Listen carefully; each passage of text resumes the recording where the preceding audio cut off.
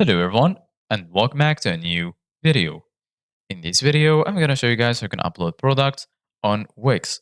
So if you guys want to learn how to do it, just follow the steps that I'm going to show you. As you can see guys, I'm right now on Wix.com and this is how the homepage looks like. So right here in the top, you're going to find the option to create a new folder, and right next to it, you're going to find the option to create a new site. Right here in the center of your screen, as you can see guys, you're going to find the sites that you have on Wix. So go ahead and hover your mouse over the site you want to edit and then click on select and edit site. Once you do that, you're going to be taken to your dashboard right here. And as you can see guys here in the left, you're going to find all of these sections. So go here to the left. Then here, as you can see guys, you're going to find setup, home, getting paid, sales, catalog, and so on. So click on catalog. And then once you click on catalog, right here, you're going to find your product. Go ahead and click on the product section. And then right here, you're going to find the list that includes all of the products that you have on your store.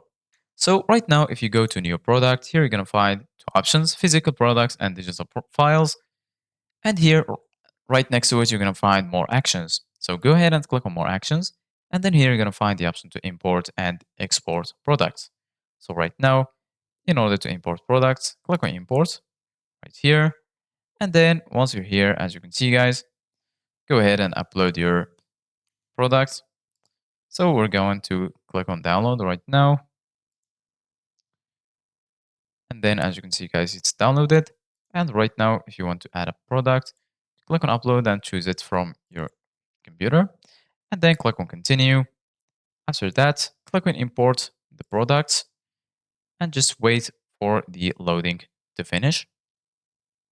And once you finish, as you can see guys, you're gonna get this message, import complete, and then your products will be imported.